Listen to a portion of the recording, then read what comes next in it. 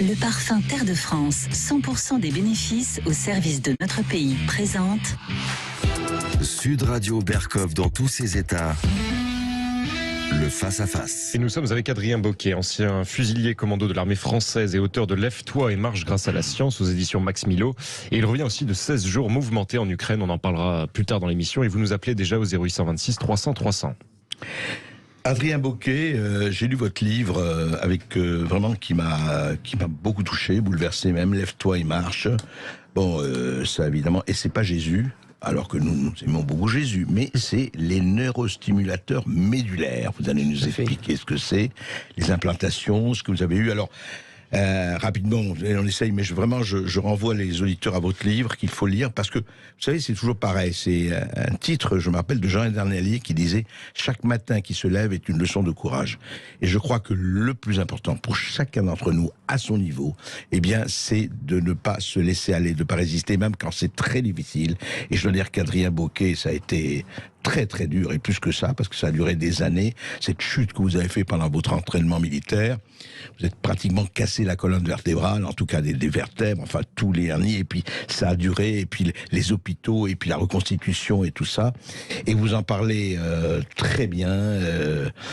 J'ai beaucoup aimé, vous savez, quand vous êtes allé chez un, et c'était très bien, à la radio, chez quelqu'un, il me dit, on va faire une interview longue de 6 à 10 minutes. Ici, vous allez avoir 1 heure.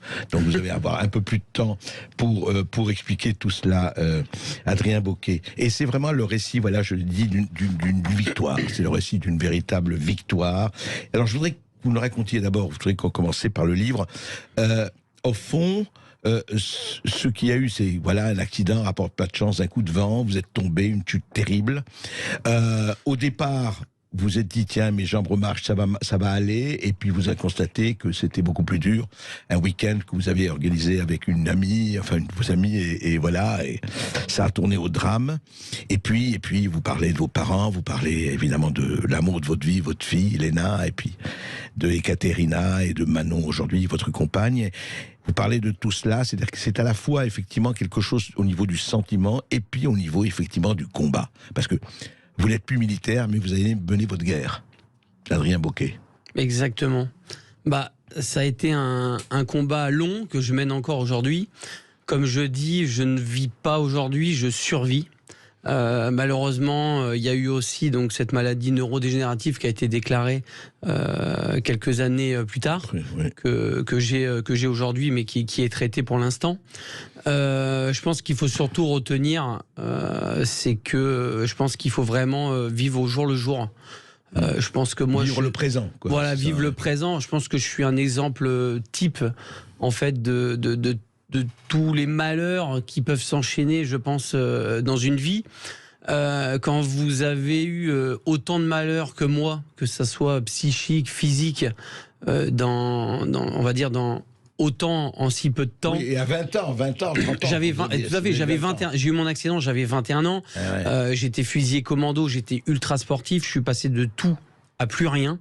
Quand vous restez paraplégique pendant 2 ans, vous pensez à quoi ? Vous pensez à la mort. Moi, il était inconcevable de vivre vous avez pensé au suicide. Ah oui, complètement, mais plusieurs fois. Je suis jamais passé à l'acte. J'ai eu la chance de ne pas passer à l'acte, je pense, parce que j'ai eu des rendez-vous au bon moment, et je pense parce que j'ai rencontré des personnes au bon moment. Et c'est ça qui a fait que je ne suis pas passé à l'acte. Mais sinon, de vous à moi, je serais parti depuis longtemps. Et après, pour tous les malheurs et la souffrance que j'ai endurée par la suite, si je suis là aujourd'hui, c'est grâce à ma fille. La meilleure leçon de vie que j'ai eue, c'est mon enfant, Léna qui a 6 ans, bientôt 6 ans aujourd'hui. Sans elle, j'aurais pas pu tenir. Ah ouais, c'était votre raison de vivre, vraiment. Et vous voyez, même quand j'étais en réanimation, que je devais tenir, tout ça, elle était là. Vous voyez, je vais vous parler d'un petit moment que vous avez dû voir dans le livre qui a été épouvantable, que je souhaite même pas à mon pire ennemi. Je fais mon 2e arrêt cardiaque donc dans l'avion, je suis maintenu en vie, je termine en réanimation pendant plusieurs semaines et il s'aperçoit que j'avais un taux de potassium qui était trop bas. D'où cet arrêt cardiaque. Donc on me remonte ce taux de potassium et du coup je me réveille. Sauf qu'à ce moment-là, il s'aperçoit que justement j'ai une bradycardie cardiaque, donc mon cœur ne bat pas normalement, et ils ne savent pas si j'ai eu des séquelles au niveau de mon cerveau. Donc ce qu'ils doivent faire, c'est réendormir la personne, vous savez, pour conserver tout le reste. Et du coup, on vient me voir et on me dit, Monsieur Bocquet, dans 1 heure, on vous rendort. On pense que vous n'allez pas vous réveiller. On va vous dire clairement les choses. Ils vous ont dit ça donc, comme ça. Exactement. Donc on m'annonce qu'on va m'endormir dans 1 heure et que je vais sans doute pas me réveiller. Donc tout était comme ça. Donc on me donne mon téléphone. Je fais un message groupé à tous mes amis et à ma famille pour leur dire au revoir. Donc je vous laisse imaginer quel message envoyer, comment. Donc j'ai fait au mieux. Et le pire du pire, c'est qu'après, j'ai passé les 45 minutes, les dernières minutes, on va dire, qui devaient être de ma vie avec ma fille. Et je vous laisse imaginer d'annoncer un... Pardon. Non, mais je comprends. Parce que vous vouliez lui en parler. Vous vouliez lui dire ou pas dans ce moment-là à votre fille? Oui, mais c'est compliqué d'expliquer à une petite fille de 5 ans par téléphone que son père va pas revenir. Excusez-moi. Non, mais je t'en prie. Et ça a été, mais écoutez, hein, c'est fou. Non, mais c'est fou d'ailleurs. Alors, oui, pourquoi on vous a dit ça? Parce qu'il fallait le dire. Enfin, il fallait annoncer que vous pouviez ne pas revenir, quoi. Ouais. C'est ça. En fait, mon état était trop grave. Ouais. Mon état était trop grave, donc je pense que maintenant les médecins ne demandent plus. Et j'étais quelqu'un, je leur demandais de me dire ce qui se passait, la vérité. Oui. Et voilà. Et moi, la seule chose, je pensais, c'était ma fille. Excusez-moi vraiment. Hein, j'ai tout qui revient d'un coup, donc c'est un peu compliqué. Non, mais vous savez, on va de toute façon, on devait s'arrêter pour les informations. Bon, voilà, c'est le rythme de la radio. Bien. Ouais. Voilà. Et on va se retrouver après les informations, Adrien. Et un témoignage évidemment caractéristique de votre courage que vous avez mis en application aussi en Ukraine. On va en parler dans un instant et vous nous appelez déjà au 0826 300 300. Ici Sud Radio. Les Français parlent au français. Je n'aime pas la blanquette de veau. Je n'aime pas la blanquette de veau. Sud Radio Berkov dans tous ses états. Et oui, et je ne suis pas le seul. On est en conversation avec Adrien Bocquet, son livre très très bouleversant. Lève-toi et marche grâce à la science. Et justement, on montre très très très bien que, contrairement aux gens qui opposent des disciplines aux autres, on peut être très humaniste. On peut avoir foi en l'homme, foi en Dieu, pourquoi pas, et voir que la science fait des miracles. Et justement, Adrien Bocquet, vous nous parlez, vous avez eu vraiment des 10 années pratiquement, enfin des années très très très difficiles, avec des rechutes, avec des maladies neurovégétatives, avec l'envie d'en finir. Et heureusement, votre fille était là, et votre famille, votre compagne. Et là, vous avez eu on va pas entrer dans le détail évidemment technique des neurostimulateurs, mais vous dites que ça littéralement, ça vous a presque remis en activité, quoi, quelque part. Complètement. En fait, j'ai pu donc avoir un rendez-vous avec un neurochirurgien qui était spécialisé en neurostimulation médulaire. J'ai pu bénéficier de cette implantation pour une diminution de mes douleurs à la base. C'était pas pour remarcher, mais ça a eu des effets beaucoup plus que la diminution de douleur. Donc au bout de quelques semaines, je commençais à ressentir l'épiderme de mes jambes, donc la peau, je commençais à rebouger quelques muscles et ainsi de suite. Et à côté de ça, donc j'ai entamé 11 mois de rééducation intensive. Il ne faut pas oublier que même avec cette implantation-là, si j'avais pas eu ces mois de rééducation intensive, j'aurais pas pu récupérer comme j'ai récupéré aujourd'hui. Donc les deux sont très importants. Donc rééducation et implantation. C'est ça. Donc à la base, j'ai été implanté pour diminuer mes douleurs. Elles l'ont été diminuées de plus de 60%. Donc j'allais beaucoup mieux. Et après, j'ai réappris à marcher sous pratiquement 1 an.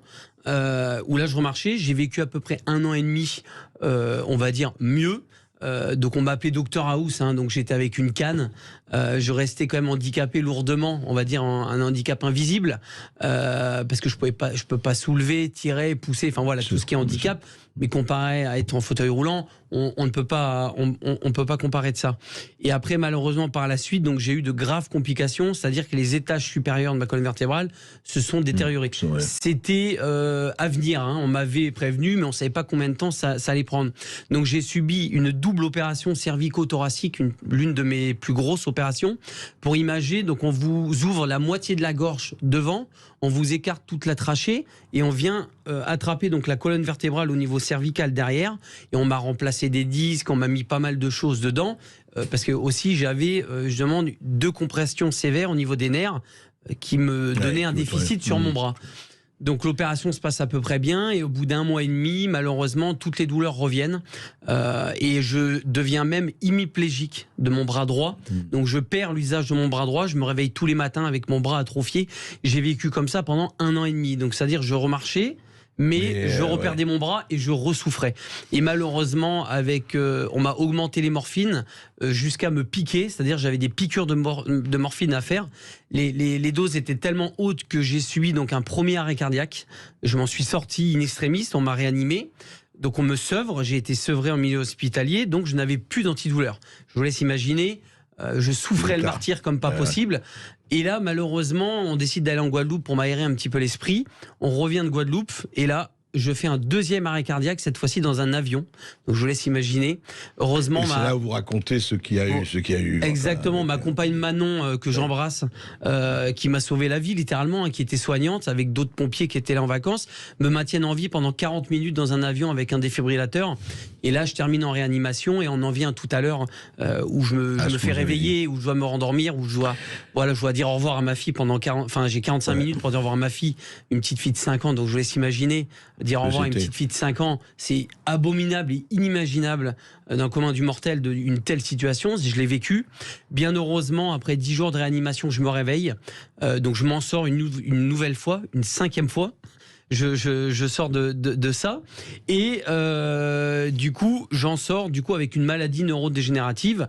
Heureusement un traitement est mis en place, donc c'est un traitement parkinsonien qui marche aujourd'hui. On verra l'évolution plus tard, mais voilà, moi j'y pense pas aujourd'hui, je vis au jour le jour par rapport à ça. Et après par la suite donc j'ai un rendez-vous avec un médecin et ce médecin qui est le docteur Ayon et toute son équipe me propose une double opération, implantation de neurostimulateurs médulaires, et c'est à ce moment-là qu'on va me réimplanter 2 autres neurostimulateurs médulaires, un au niveau cervical et un autre au niveau thoracique. Et voilà, on en est à peu près. Et ça a quand même changé votre vie complètement. Dès la première opération au niveau cervical, mes douleurs, je souffrais atrocement. Mes douleurs ont été diminuées de 80%, tout de suite. Et 48 heures après, je me réveille un matin, mon bras n'est plus du tout atrophié. Donc je récupère mon bras au bout de 48 heures. C'est pour ça qu'aujourd'hui, vous vous battez pour que ce soit plus généralisé, que ce soit connu, ce neurostimulateur médulaire. Tout à fait. Vous avez fondé une association qui s'appelle Angens, c'est ça, pour s'occuper effectivement des gens comme vous. Voilà, et surtout faire connaître le neurostimulateur médulaire pour 2 choses très importantes. Le neurostimulateur médulaire est mis en place en France depuis 8 ans pour la diminution de douleur et pris en charge entièrement par la sécurité sociale. Il faut quand même le dire et le rappeler. Pour les diminutions de douleur. Au jour d'aujourd'hui, par contre, pour la récupération fonctionnelle, c'est toujours pas possible. Donc, on est en train, justement, de voir tout ça et de débloquer tout ça. Voilà, et on fait justement une étude de recherche scientifique qui va débuter au mois de juin. On va implanter une 20aine de personnes qui sont paralysées pour qu'ils puissent remarcher, pour que justement l'État puisse donner des fonds déjà pour cette étude et pour qu'après faut attendre que l'étude marche et qu'après pour que tous les médecins spécialisés qui implantent déjà pour la douleur puissent autoriser à implanter pour la récupération fonctionnelle. Voilà, c'est vraiment les 2 points les plus importants et mon association, on se bat pour ça. Juste Adrien Bocquet, pour rejoindre votre association ou effectivement y contribuer, il faut s'adresser, s'il y a un site, il y a... Tout à fait, vous tapez Angens sur Google. H-A-N-D-J-E-U-N-S. Exactement, vous allez tomber sur la page Facebook. Vous avez un numéro de téléphone et un mail, donc vous pouvez nous contacter quand vous voulez. Il y a WhatsApp, il y a tout. Angens sur Facebook. Exactement, et on vous réoriente, vous nous posez les questions, tout ce que vous voulez. Voilà. On est là pour vous aider, pour vous orienter. Alors, qu'est-ce qui a amené, donc vous avez repris des activités évidemment pas militaires et vous parlez d'ailleurs que ça a été dur pour vous quand vous avez dit terminé, commando, tout ça terminé. Mais vous êtes allé dans l'aide humanitaire et qu'est-ce qui vous a amené il y a très peu de temps en Ukraine ? Tout à fait. Alors à la base, j'avais refusé. Donc en fait, j'ai des ex-collègues, des anciens militaires Oui. qui sont infirmiers ou qui étaient auxiliaires sanitaires. Donc auxiliaires sanitaires, c'est urgentiste au combat, style urgentiste mur. Oui. Qui étaient en fait déjà depuis plusieurs semaines en Ukraine pour d'humanitaire médical. Moi, j'avais dit non. On m'avait demandé à plusieurs reprises, j'avais dit non, jusqu'à rencontrer l'un de mes collègues à Paris qui a su me convaincre. Donc là, j'ai changé d'avis. Je me suis dit, bon, ok, allez, je viens vous aider. Et voilà. Et pour aider en tant qu'infirmier. Enfin, exactement. À la base, soins, tout ça. pour la population. Hein. Pour la population, absolument. Voilà, pour aider les femmes et les enfants et tous les réfugiés et la population ukrainienne. Donc. C'était quand vous êtes parti quand là, je suis revenu il y a une dizaine de jours. D'accord. Donc, et vous avez passé 16 jours. 16 jours, exactement. Ça. Tout à fait, en 2 fois. C'est ça, en 2 fois, c'est ça. Et vous étiez à Kiev, vous étiez où? Enfin, j'ai fait Kiev, Boutcha, le fameux Boutcha. Boutcha dont tout le monde parle. Oui. Voilà, où tout le monde parle. Et on était basé aussi donc à Lviv, la 3e ville à gauche. Et j'étais notamment à Lviv pendant le dernier bombardement, où il y a eu les 5 missiles qui ont atterri sur ça. Et donc nous principalement, juste pour rappeler ce qu'on faisait, c'est donc des transports d'équipements médicaux et des médicaments vers des hôpitaux précaires et aussi sur les orphelinats, parce qu'il y a des orphelinats qui avaient énormément de besoins. On allait aussi soigner les réfugiés. Des médicaments et puis soigner. Et soigner principalement. D'accord. Et par la force des choses, on a aussi créé donc un réseau avec des militaires ukrainiens qui par la suite nous ont aussi demandé du matériel, des médicaments et le reste. C'est-à-dire, ça pouvait être des garrots tourniquets, des pansements compressifs israéliens, enfin tous ces besoins. Ce qu'on a fait, hein. C'est-à-dire qu'on les a aussi aidés par rapport au niveau du matériel. Mais voilà, moi, j'y suis pas allé pour prendre part à cette guerre. J'y suis allé vraiment en aide humanitaire. Je tiens bien à le préciser. Mais malheureusement, ça s'est pas toujours passé comme il. Voilà. Nous allons en parler tout de suite après cette petite pause parce que justement, vous avez un témoignage. Vous êtes allé, vous étiez sur place. Beaucoup de gens en parlent, ne sont pas sur place. Donc voilà, on va parler de cela et vous allez donner votre témoignage. Et comme tous les jours, vous nous appelez au 0826 300 300. Sud Radio. Sud Radio. Le parfum Terre de France, 100% des bénéfices au service de notre pays, présente Ici Sud Radio. Les Français parlent au français. Les carottes sont cuites. Les carottes sont cuites. Sud Radio Berkov dans tous ses états. Adrien Bocquet, Lève-toi et marche, aux éditions Max Milo.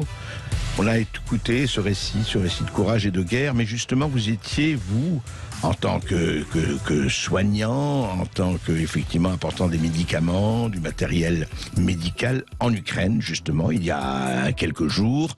Vous avez passé 15 jours et qu'est-ce que vous avez vu alors? Parce que il y a des choses, on en a parlé hors antenne, et j'ai vu, il y a eu des choses quand même auxquelles vous avez assisté, vous le dites, et c'est important de mesurer, effectivement, et vous prenez la responsabilité de tout ce que vous dites, et vous avez eu des choses assez terribles, je crois. Tout à fait. Alors je vais assumer totalement ce que je vous dis. Moi, sur place, j'ai été témoin de crimes de guerre. J'ai vu beaucoup de crimes de guerre. Les seuls crimes de guerre que j'ai vus pendant les jours où j'étais sur place ont été perpétrés par des militaires ukrainiens. Et non pas par des militaires russes. Ce qui ne veut pas dire ce qui ne veut pas dire exactement, j'allais y venir, qu'il n'y a pas de crimes de guerre russes, mais il y en a aussi au niveau ukrainien. Vous avez assisté. Et on n'en parle pas. Ouais. C'est ça, moi. Quand je suis rentré en France, j'ai été extrêmement choqué, même des personnes qui sont invitées sur les plateaux télé à droite à gauche.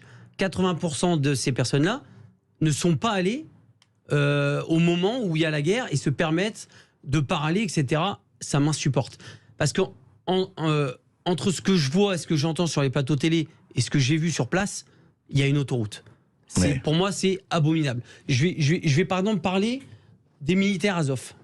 Les militaires Azov, à la base... Mais vous avez vu où ils sont partout? Ils sont partout. Ah, pas seulement à Azovstal, ou etc. Même à Lviv. Ils sont même à Lviv, à l'ouest. Ils ont leur scratch, avec vous savez, le beau scratch néo-nazi, ça se tient aussi à le dire. Pour moi, ce qui me choque énormément, c'est que l'Europe donne quand même de l'armement à des militaires, pour moi, néo-nazis, avec un sigle néo-nazi. on n'en parle pas, il suffit de regarder, c'est un ancien sigle SS qui est brandi partout en Ukraine. Et ça partout, pose, et on le voit partout. Partout. Et ça ne pose aucun problème. Moi, j'ai travaillé avec ces gens-là, je leur ai donné des médicaments, etc. Vous savez quelles étaient leurs conversations devant moi ? Parce que je comprends un petit peu l'ukrainien et le russe, et beaucoup parlent anglais. Ils rigolaient de se dire que s'ils croisaient des juifs ou des noirs, qu'ils les dépeceraient. Ah, carrément. Voilà ce qu'ils disaient devant vous. Voilà ce qu'ils disaient devant moi, et c'était leur conversation qui les faisait vachement rigoler. Voilà ce qu'ils disaient sur les juifs et sur les noirs. Ça, c'est la première chose. Oui. Ça, moi, je ne pouvais pas cautionner, mais sur place, je ne pouvais pas faire grand-chose. Et qu'est-ce que vous avez vu ? Vous dites que vous avez assisté. Oui. J'ai vu donc des militaires russes qui ont été capturés et qui ont été donc du coup déjà bien malmenés et qui ont été, on va dire, attachés. Et en fait, on était dans une sorte de hangar et ces militaires russes qui ont été capturés arrivaient dans des petites fourgonnettes par 3 ou par 4. À chaque fois qu'ils faisaient descendre ces militaires, les militaires Azov ukrainiens leur demandaient qui est l'officier, qui est l'officier. Je vais vous expliquer pourquoi. Ou ils répondaient pas, ou ils répondaient. Chaque militaire qui descendait de cette fourgonnette se prenait une balle de Kalachnikov dans le genou. Alors qu'ils étaient sans défense, et qu'ils étaient attachés. Ouais. D'accord ? Ce que je suis en train de vous dire là, j'ai des vidéos qui l'attestent. Sinon, je ne me permettrais pas de sortir des trucs pareils. J'ai des vidéos où on montre des militaires russes en train de se prendre des balles dans le genou. On ne sait pas trop pourquoi, parce qu'ils ne répondent pas à des questions. Et les gens qui avaient le malheur donc de dire « c'est moi l'officier », se prenaient une balle dans la tête. Voilà comment ça se passe à Boutcha. Voilà comment ça se passe en Ukraine, du moins pour le bataillon ukrainien Azov. Ils pourront dire ce qu'ils veulent. Moi, j'étais là, j'ai vu ce qui s'est passé. Tout ça, on n'en parle pas. C'est vraiment... Je vais vous raconter encore quelque chose de beaucoup plus grave. Vous avez des bombardements tout le temps, on voit la télé, etc. J'ai vu donc des journalistes américains. Il y a des bombardements qui atterrissent dans un petit parc que vous avez dû voir à côté de Boutcha, entre Boutcha, à l'est de Boutcha. D'accord. Et ces Américains donc font une vidéo et disent ben voilà, c'est les bombardements russes, ça atterrit dans un parc, c'est inadmissible et tout. Je vais les voir, je dis mais pourquoi vous dites ça, etc. et tout. On m'a dit mais c'est pas grave, ça fera des images. Et vous savez ce que c'était ces bombardements ? En fait, vous avez des petits obus. Donc vous aviez, si vous voulez, une cible qui était russe à l'époque, il y a quelques semaines, et vous aviez donc une équipe d'Azov avec qui j'étais, qui était en train de régler donc des petits mortiers pour envoyer des obus qui se règlent, si vous voulez, avec des petites à la main, d'accord ? Et en fait, ça avait été mal réglé. Et ça arrive une fois sur 2, une fois sur 3. Donc ces obus, au lieu d'atterrir à 100 mètres plus loin où il y avait justement les militaires ou du matériel russe, atterrit dans le petit parc. Et on fait passer ça pour des bombardements russes. Ouais. Au bout d'un moment, il faut arrêter. Et je vais vous rappeler une règle simple de la guerre. Vous avez par exemple les Ukrainiens, les Russes, qui se tirent dessus, d'accord ? Je vous donne un exemple simple. Vous êtes en plein dans la ville, ils se tirent dessus, ils s'envoient des obus. Dans les deux sens. Si les Ukrainiens ratent leur cible, l'obus va atterrir où ? Pas sur les Russes. Donc dans une maison ou dans un bâtiment ukrainien. Et la même chose, bien sûr, pour les Russes. Bien sûr. Pourquoi on ne parle pas de ça ? Et donc tous les bombardements, toutes les bombes, tous les obus qui atterrissent à Boutcha, à Kiev, etc., c'est du russe. Il faut arrêter. Oui, il faut un petit peu réfléchir. Il y a des deux côtés, les crimes se font des deux côtés. Mais bien sûr, et encore autre chose. Et là, je vais enfoncer le clou, mais c'est pas grave, j'en assumerai les conséquences. J'étais à Lviv, j'étais à l'hôtel, il y a eu des bombardements. J'étais à 500 mètres d'un missile qui a atterri, où je dormais, tout a pété, les glaces, etc. Je vais tout de suite sur place, et en fait, on s'aperçoit que les 5 missiles, il y a 4 missiles qui ont tapé des dépôts d'armement. Des dépôts d'armement qui venaient d'Europe, qui avaient été stockés à Lviv en attente que ça soit amené à Kiev et dans des unités. Vous savez où est-ce qu'il les stocke, l'armement qui arrive d'Europe ? Eh bien, il les stocke dans des locaux et dans des maisons civiles, sans que les gens le sachent. Donc ils arrivent la nuit, je vous donne un exemple, ils arrivent la nuit, ils ouvrent un local, parce que les gens ils sont là, ils vont s'en apercevoir. Pas forcément, parce que y a beaucoup de camionnettes civiles, comme des HL, vous voyez ce que je veux dire, vous voyez pas? Ils mettent des caisses d'armement dedans, et ils mettaient arrivent dans un des local civils, exactement, habités civils, ou sinon collés à des habitations. Qu'est-ce qui s'est passé pour l'Yves? Des drones ou je sais pas quoi à repérer, ils ont bombardé. Résultat des courses, 8 civils morts, 2 enfants à l'hôpital, il me semble qu'il y a eu un enfant qui est mort. Ah, les Russes, ils ont tué. Non mais attendez, vous pouvez m'expliquer pourquoi l'armement, en plus l'armement qui vient d'Europe, est stocké à côté de civils? Vous savez comment j'appelle ça? J'appelle ça se servir de la population comme bouclier humain. D'accord? Je vois pas comment... Hélas, ça se passe dans certains pays, c'est terrifiant, vous avez raison. Dites-moi, Botcha. On a vu toutes les photos de Botcha. Alors là, il y a eu très grande polémique. N'étant pas là, je me garderai d'avoir un avis quelconque. Alors, vous savez, il y a eu les cadavres, même Ursula von der Leyen, tout le monde est venu voir le massacre des Russes. C'est du spectacle pour vous? C'était un spectacle. C'est-à-dire que... Non, mais est-ce que c'est vrai ou c'est pas vrai? C'est vrai, mais des cadavres ont été laissés volontairement. Même certains cadavres ont été déplacés pour que des images soient faites.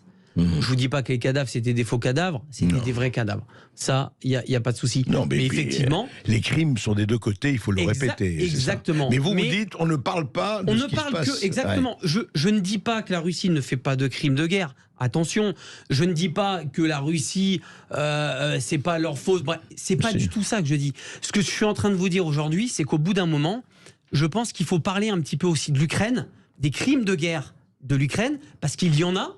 Donc toutes les personnes qui sont sur les plateaux télé et qui disent l'inverse, je les invite à venir et à aller à Boutcha et d'aller sur place et d'aller voir ce qui s'y passe au lieu de parler là pour dans le vent, c'est insupportable.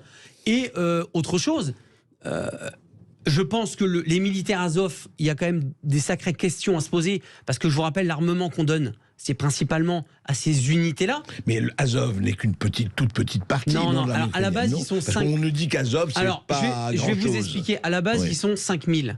Sauf qu'à côté de ça, vous avez des volontaires engagés, plus des volontaires de tout coin qui viennent. Donc, vous multipliez par 3 ou par 4. Donc, ils sont à peu près minimum 20 000. 20 000 pour l'Ukraine, c'est un bataillon qui est énorme, hein. Donc, et ils sont répartis un petit peu à droite à gauche, avec leur super logo néo-nazi dans toute l'Ukraine, ça dérange personne, et ils récupèrent des armes de l'Europe avec un sigle néo-nazi SS, et après vont commettre des crimes de guerre. Je vous dis, moi j'ai été militaire, quand je vois un jeune de 19 ans russe ou d'un autre pays qui se fait prendre 2 balles dans le genou alors qu'il s'est rendu, qu'il a les mains attachées et qui répond pas, on le laisse se vider de son sang, ça s'appelle un crime de guerre, ça. D'accord? J'ai des dizaines et des dizaines de vidéos qui prouvent ce que je suis en train de vous montrer de ces crimes de guerre. Sinon, je me permettrai pas de venir sur votre plateau et de sortir des trucs pareils. Voilà. Adrien Bocquet, vous avez vu, juste une question avant de donner la parole aux auditeurs, vous avez vu des étrangers, enfin des non-ukrainiens venir, des volontaires, je parle militaires, hein, des mercenaires. Il y a beaucoup de mercenaires français, américains, qui sont sur le sol ukrainien. Vous dites mercenaires ou moi, volontaires parce que vous avez... militants? Parce qu'il y a peut-être des militants qui viennent par conviction. Les deux. Les deux, mais moi, j'ai vu surtout des groupements mercenaires, donc des groupements autonomes. C'est-à-dire que vous pouvez avoir 5-6 mercenaires américains, français, qui sont ensemble, qui ont des armes que l'Ukraine leur donne avec des autorisations, et ces gens-là font certaines choses sous ordre de certaines personnes en Ukraine, etc. Non, ça, c'est la réalité. Ça existe, oui. C'est c'est ce qu'on appelle, pour moi, des groupements mercenaires sous influence, quoi, d'une certaine manière. En tout cas, vous ne vous attendiez pas à voir ça quand vous êtes parti? Non, je ne m'attendais pas à ça. Et surtout, je tiens à terminer, avant de revenir, j'ai été retenu, donc c'est-à-dire retenu, enlevé, pendant une dizaine d'heures, par des militaires Azov. Ils ont tout fouillé, mon téléphone et tout. Pourquoi? Pour voir si j'avais des choses. Je pense qu'ils me suspectaient. Justement, ils savaient que j'avais vu certaines choses, etc. Et à force de faire un réseau, je pense que certains avaient peut-être... Ils voulaient voir si ce que je disais était bien vrai. il n'y a pas eu de souci parce que l'humanitaire, tout ce que je faisais était réel. Donc ils ont fait les vérifications et après ils m'ont relâché, ça s'est bien passé. Mais j'ai quand même dû être exfiltré en Slovaquie par mesure d'urgence. Le ministère des Affaires étrangères a été mis au courant de ce qui s'est passé. D'accord. Donc j'ai été exfiltré en Slovaquie, puis ramené en Pologne, et après j'ai pris un avion à Cracovie pour revenir en France. Et au jour d'aujourd'hui, je ne peux plus mettre les pieds en Ukraine, et encore moins avec ce que je viens de vous dire aujourd'hui, ce qui est logique. Mais voilà, c'est la réalité. Et moi, j'aimerais que ce soit plus des gens comme moi ou d'autres qui sont allés sur le terrain et qui ont vu les choses. Plutôt que d'autres. Voilà, et je tiens bien en tout cas, vous assumez, de toute façon, c'est très clair et cohérent, vous assumez tout ce que vous dites. Et je peux prouver tout ce que je viens de vous dire. Oui. C'est surtout ça le plus important. Vous avez les vidéos pour le dire. Exactement. On va en parler, notamment de cela, notamment de votre livre, de Lève-toi et marche, avec nos éditeurs. Et je sais déjà que ces révélations vous font réagir. Vous nous appelez au 0826 300 300. À tout de suite. Le parfum Terre de France, 100% des bénéfices au service de notre pays, présente... Ici Sud Radio. Les Français parlent au français. Je n'aime pas la blanquette de veau. Je n'aime pas la blanquette de veau. Sud Radio Berkov dans tous ses états. Avec Mathieu qui nous appelle de Seine-et-Marne. Bonjour Mathieu. Bonjour Mathieu. Bonjour Augustin, bonjour André et bonjour à votre invité, Adrien. Bonjour. Et merci pour sa courageuse intervention. Merci. De par son véhicule, on peut dire que c'est un miraculé, puis aussi de son de son reportage par rapport à la situation en Ukraine. Moi, je voulais intervenir parce que c'est vrai que je trouve qu'on est dans... C'est exacerbé depuis 2 ans, on est rempli de paradoxes et dans un environnement assez hostile, on va dire. Et il y a la citation de Paul Valéry qui est pas mal, qui dit que la guerre, c'est un massacre de gens qui ne se connaissent pas au profit des gens qui se connaissent mais ne se massacrent pas. Ne se massacrent pas, oui. Et malheureusement, je pense que j'ai une pensée pour les Ukrainiens et tous les peuples qui souffrent parce qu'eux, ils se retrouvent dans une situation au milieu de tout ça. Et du coup, j'avais une question pour Adrien. Allez-y. Qu'est-ce qui justifierait le fait que justement on ne parle pas du régime Reznov, donc finalement de néo-nazis? Et pourquoi on a un traitement aussi comme une propagande, en tout cas où on nous vend pourquoi il y a 2 poids 2 mesures? Voilà. C'est ça, exactement. C'est une très très bonne question. Je me la suis posée moi-même et je me la pose encore aujourd'hui. Moi, je pense que ça dérange. Je pense que ça dérange énormément l'opinion publique. Et je pense surtout que parler de ce que je viens de dire, en fait, n'irait pas dans le sens médiatique qui a été créé pour moi depuis plusieurs semaines et plusieurs mois, qui est de vraiment... on va dire de faire passer la Russie vraiment abominable et l'Ukraine un petit peu pour les pauvres. Enfin, sauf que Adrien, c'est la Russie qui a quand même envahi l'Ukraine. Tout à fait. Faut pas l'oublier. Mais ce que je veux dire, c'est que effectivement, et vous l'avez très bien dit, la population, elle subit cette situation qui est pour rien. Le peuple ukrainien, et j'y suis allé pour ça, et j'ai sauvé des vies au niveau de la population exactement pour ça. Mais il faut aussi pas oublier justement qu'il est pour moi inadmissible de donner des armes à des militaires qui prônent un patch néo-nazi, qui font des actes de crimes de guerre que j'ai vus filmer, etc. Ça pour moi c'est tout à fait scandaleux et on doit en parler. Et c'est pas possible que l'État, même si elle nous écoute aujourd'hui, laisse faire. Et j'espère que derrière vous et derrière Sud Radio, il y aura d'autres médias qui vont un petit peu se pencher sur ça. Mais ouais, je pense que c'est très compliqué. Et je pense qu'il faudrait plutôt poser la question, à nos dirigeants, notamment. Pourquoi pourquoi la médiatisation a été faite comme ça? Merci Mathieu pour votre appel. Nous sommes avec Sébastien. Bonjour Sébastien. Bonjour Sébastien. Bonjour à tout le monde, merci de me recevoir. J'aurais juste 2 points si possible. Alors un petit point financier, donc j'ai des actions Gazprom depuis 15 ans qui avaient une valeur de 11 €, j'en ai une certaine quantité, donc je souhaitais en racheter à 50 centimes. Et ma banque m'a interdit, il m'a dit que je ne pouvais pas le faire suite aux sanctions européennes. Donc ce qui veut dire que moi en particulier, je suis sanctionné, privation de liberté, et finalement d'utiliser mon argent comme je le souhaite pour peut-être améliorer le quotidien.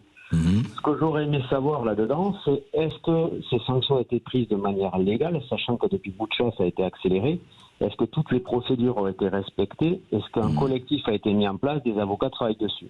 Et le deuxième point, André, si je peux me permettre. Le deuxième point, et après je vous laisserai finir, c'est au lieu d'interdire certains médias, comme on l'a vu, je pense que certains généraux, j'ai été militaire moi aussi à l'école militaire d'Haute-Montagne, pendant 17 ans, j'étais formateur. Certains militaires devraient avoir leur devoir de réserve bien ancré dans le cerveau, devraient arrêter de parler, devraient rester factuels et ne pas servir les intérêts, comme on dit, otaniens ou de l'État. Et ce que j'ai envie de dire à Adrien, c'est que s'il a vraiment des vidéos, et que ces vidéos soient diffusées, parce que finalement, il y en a quand même marre d'être pris pour des ânes. Voilà. Ouais. Très bien, Mathieu, oui, c'est clair ce que vous avez dit. Je crois que alors juste, je n'ai pas moi la réponse exacte. Non, par rapport à ce que vous avez dit sur les sanctions, écoutez, le gouvernement a décidé, l'Europe a décidé et le gouvernement a suivi, français et puis l'autre, de faire ces sanctions. Effectivement, ce que votre banque vous a dit fait partie des sanctions. Et je n'ai pas de jugement évidemment ni moral ni des valeurs là-dessus, mais c'est une décision gouvernementale qui a été prise un peu partout, en tout cas en Europe. Et évidemment, on voit très très bien, et nos économistes en début d'émission l'ont dit, que en fait, ces sanctions n'ont absolument pas appauvri la Russie aujourd'hui, bien au contraire, avec le rouble qui est à la hauteur où il est. Et pour le reste, effectivement, c'est ce que j'appelle des sanctions à double jeu. Mais vous savez, il y en a qui jouent aux échecs avec 10 points d'avance, et il y en a d'autres qui jouent à la canasta ou à la belote. C'est pas tout à fait la même chose. Voilà. Merci Sébastien, et nous sommes avec Patrick qui nous appelle des Landes. Bonjour Patrick. Oui, bonjour Patrick. Oui, bonjour André, bonjour Adrien. Bonjour. Je vous appelle parce que je suis un frère d'armes à Adrien, plus ou moins, puisque j'ai servi 30 ans dans les parachutistes, et je voulais simplement, dans un premier temps, témoigner toute mon admiration en ce qui le concerne, puisqu'il fait partie de ces gens qui ont des valeurs encore, et ça ne m'étonne pas dans ce métier que nous avons pratiqué tous les deux, et qui témoignent de choses sur le terrain. Nous sommes victimes actuellement, et tout le monde le sait, d'influences venant de l'extérieur, enfin, et surtout de nos médias. Et nous sommes comme des moutons de panurge, et nos parents, voire nos grands-parents, je pense, avaient plus de liberté de penser que nous avons. Moi, je veux juste dire que j'étais à Sarajevo il y a quelques années, et qu'il avait été présenté, les méchants avaient été désignés, et les méchants étaient les Serbes. On retrouve un certain parallèle avec ce qui se passe en Ukraine, et les gentils étaient les Bosniaques.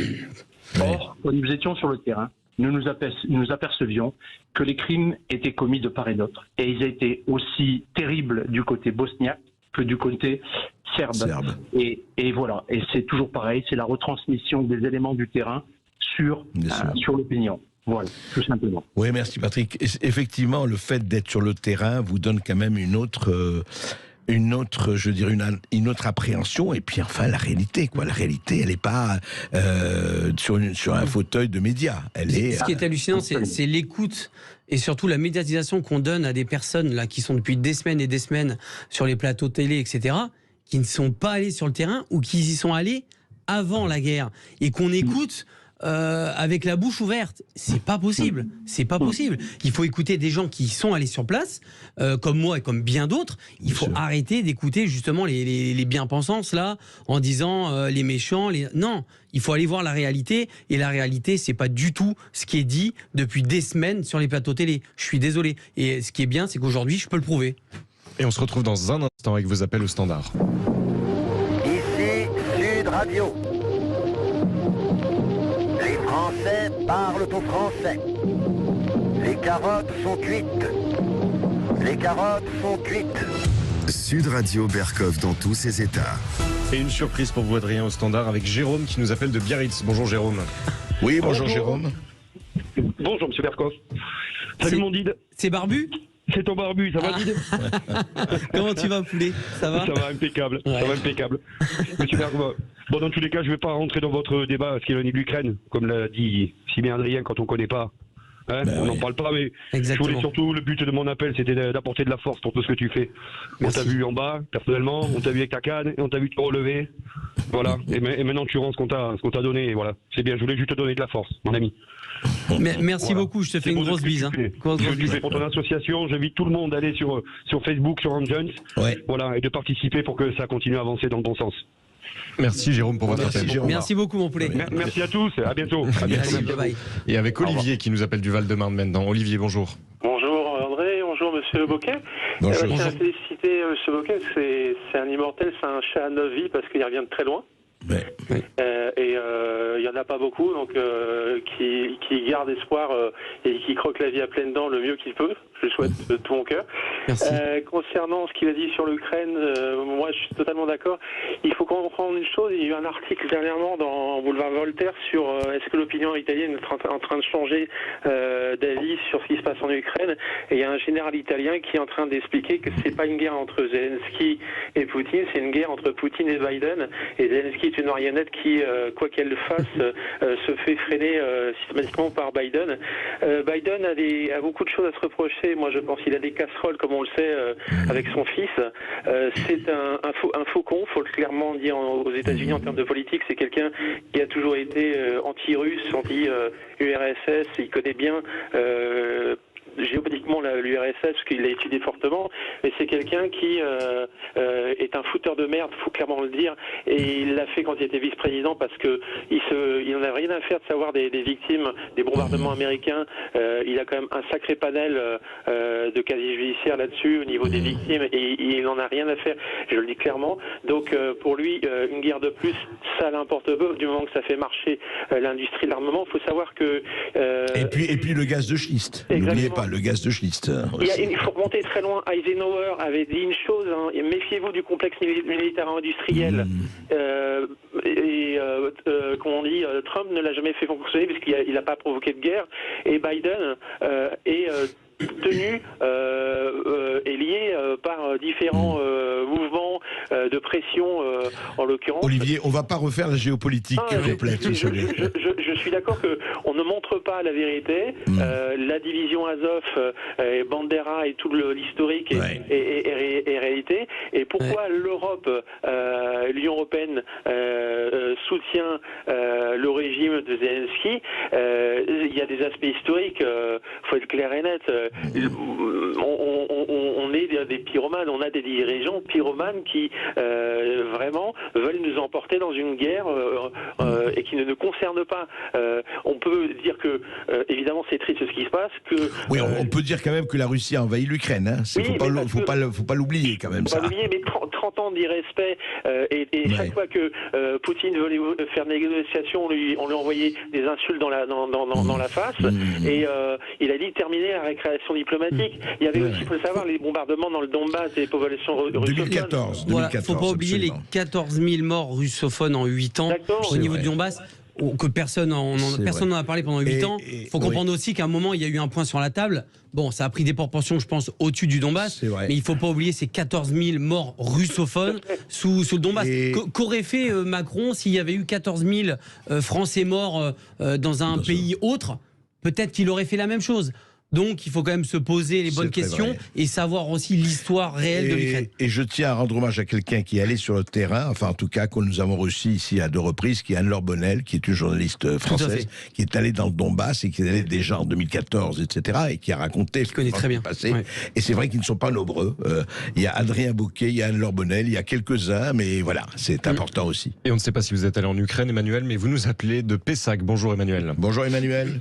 Bonjour Adrien, bravo pour votre combat. Merci André de me donner la parole. Je vais être rapide parce que c'est la fin et puis je pense qu'il y a encore beaucoup de choses à développer. Simplement, il faut se rappeler quand même que avant que Poutine intervienne, les plus gros des troupes ukrainiennes étaient quand même massés aux frontières du Donbass, même depuis 14 ans bien sûr, mais là il y avait quand même une grosse partie des troupes ukrainiennes massées sur cette frontière. Donc on peut imaginer qu'ils étaient prêts à intervenir de toute façon. Je pense que, comme vous l'avez dit à l'instant, ni la France ni les États-Unis auraient accepté une telle massification de troupes à ces frontières sans intervenir à un moment. C'est là. Rappelons-nous les missiles de Cuba en 63. C'est un très bel exemple, bien sûr. Exactement. Ouais. Et il y a quelqu'un qui en parle très bien aussi, que vous pourriez éventuellement un jour interviewer, c'est monsieur Xavier Moreau, qui est un ancien Saint-Cyrien qui vit en Russie, qui tient un blog qui s'appelle Stratpol et qui explique bien justement les objectifs. Moi, ce que je trouve indécent, c'est effectivement le double poids deux mesures, le fait qu'on fasse passer effectivement les Ukrainiens pour des sauveurs, et quand on voit l'état de Zelensky dans ces quelques vidéos, ça fait un peu peur. Donc voilà, je vais pas vous retenir plus longtemps, je finirai juste sur une citation de Hemingway, qui date de 1935, donc on est un peu dans des périodes malheureusement qui y ressemblent. C'est la première panacée pour une nation mal dirigée est l'inflation monétaire, la seconde est la guerre. Les deux apportent prospérité temporaire et destruction indélébile. Les deux sont le refuge des opportunistes économiques et politiques. Je pense qu'on est en plein dedans. À retenir cette citation de Hemingway. En tout cas, merci pour votre courage, monsieur Adrien, et vous aussi, monsieur Berkov, pour donner la parole justement à autre chose. Merci. Bonne journée. Et non, moi je voudrais continuer effectivement avec Adrien Bocquet, parce que ce qui est important, c'est la première mission humanitaire que vous faisiez après cette mission en Ukraine. Indépendant, oui. Indépendant, bien sûr, parce que j'y suis allé de mon plein gré. Oui, bien sûr. Bien sûr, je tiens à préciser aussi qu'il y avait des ONG sur place et qu'on travaillait avec ces ONG. Par exemple, les ONG nous disaient il y a besoin de médicaments, de matériel dans cet hôpital. Moi, j'étais là donc pour organiser le convoi, sécuriser le convoi, etc. Donc forcément, parce que tout le monde va se poser la question, je suis handicapé, comment je faisais? J'allais pas porter des cartons, j'étais tout le temps pratiquement dans une voiture. J'étais plus là pour organiser et gérer pour autre chose. Mais sinon, oui, c'était vraiment ma première, on va dire, autonome, quoi. Et dites-moi, alors justement, ça m'intéresse par rapport à ce témoignage dont vous parlez. Beaucoup de gens, est-ce que les humanitaires qui ont vu, enfin certains ont dû voir ce que vous avez vu, bien sûr, réagissaient comme vous disaient, attendez, ça me concerne pas. Comment ça se passe? Je vais quand même vous dire, les volontaires qu'il y a sur place, déjà, il y en a très peu. Qui vont en Ukraine, ils restent au niveau de la frontière. Les seuls qui vont rester un peu dans l'ouest, et on est vraiment très très peu de volontaires comme moi à aller jusqu'à Kiev ou à Boutcha. Je ne vais pas vous dire sur les doigts d'une main, mais presque. C'est vraiment comme ça. Ces gens-là, où sont des anciens militaires, où sont des anciens journalistes et tout. Donc, je ne vais pas dire qu'ils ont l'habitude, mais je pense qu'ils savent comment ça se passe. Donc, voilà, j'ai envie de vous répondre. Oui, il y avait pas foule, parce que ça reste quand même dangereux. Il faut aussi anticiper pas mal de choses. Bien sûr. Que ce soit la réaction des militaires, la réaction des gens qui sont là, de savoir se mettre aussi à l'abri au bon moment et au bon endroit. Tout ça, malheureusement, il faut aussi le savoir. Donc, si vous n'êtes pas journaliste de guerre ou ancien militaire, vous prenez des risques quand même inconsidérés. Et je tiens à le signaler, un volontaire qui connaît rien, je le déconseille totalement d'aller en Ukraine. Il faut un minimum de billets pour aller sur un terrain en guerre. Ça, c'est clair et net. Et d'être entouré et d'avoir les bons contacts. Ça, c'est la base. Et c'est vrai qu'il y a des journalistes qui vont en Ukraine, qui y vont, et salut à eux. Après, effectivement, il faut dire ce qu'on voit, quoi. Et ce que vous posez à Adrien Bocquet, on va revenir un peu sur votre livre à la fin, mais c'est qu'au fond, il faut partir sans préjugés, il faut avoir question à tout, il faut partir, faut pas être je suis tel dans tel camp ou dans tel camp, je regarde. Moi je suis parti à la base pour sauver des vies, femmes, enfants, réfugiés, les aider. J'ai des compétences ukrainiens, principalement ukrainiens. J'avais des compétences médicales, donc je les mettais en œuvre. On a même fait des formations, on a même formé certains militaires. Aux blessures de combat. Donc j'ai même formé des militaires ukrainiens, juste voilà, pour qu'on remette un petit peu les choses à sa place. Donc j'étais vraiment là, moi, dans une action humanitaire médicale d'urgence, rien d'autre. Et voilà, et je voulais pas prendre parti parce que j'étais pas là pour ça. Et voilà, sauf que j'ai vu ce qui s'est passé, j'ai entendu des choses abominables, j'ai vu des choses abominables et je m'attendais pas du tout à ça. Parce que si vous regardez les médias et vous allez en Ukraine, mais c'est pas une gifle que vous prenez, c'est 3 coups de poing. Parce qu'entre ce qui est dit là, en France et quand vous arrivez sur place, ce qui se passe réellement, ça n'a rien à voir. Faut dire, ça n'a rien à voir. Ah oui, mais complètement. Ça... Ouais. Et juste, le Lève-toi et marche, et grâce à la science, là vous êtes en train, juste pour rappeler cela, vous avez organisé avec ce qui se fait avec les médecins, etc., c'est un centre de recherche. Une étude, on est en train de monter, on a monté une étude de recherche scientifique avec l'IRME, donc c'est l'Institut de recherche de la moelle épinière. Vous tapez sur internet IRME. C'est l'Institut de recherche sur la moelle épinière. Exactement, qui est la plus grosse institut de France de la moelle épinière et qui va débuter au mois de juin, et on va implanter les premiers patients. Donc normalement, on va en avoir une vingtaine, et cette fois-ci, on va les implanter pour qu'ils puissent remarcher et non pas quand pour la douleur, pour que justement l'État... C'est quand l'implantation? C'est quand? Ça commence juin. On implante les 3 premiers début juin et fin juin, pour que justement l'État par la suite puisse autoriser les médecins spécialisés à implanter pour une récupération fonctionnelle et non pas seulement pour la douleur. Et on attend toujours aussi que l'État puisse aussi financer un petit bout de notre étude de recherche. C'est quand même pour les Français, pour faire remarcher les handicapés. Je tiens quand même à vous le dire, au jour d'aujourd'hui, l'État nous a toujours donné 0 € pour cette étude de recherche qui va se passer en France pour faire remarcher des Français. La cause des handicapés étant celle qu'il est, il faut rappeler aussi que le sort des handicapés est peut-être de ne plus être handicapé ou de l'être beaucoup moins. Exactement. C'est ça l'important. Et ne jamais oublier, ça peut être vous, demain, dans 1 heure ou dans 2 heures, qui pouvait être à la place d'un handicapé physique. Et puisque vous êtes un miraculé, une force de la nature, je rappelle le titre de votre livre, Lève-toi et marche grâce à la science, aux éditions Max Milo, et on se retrouve demain sur Sud Radio.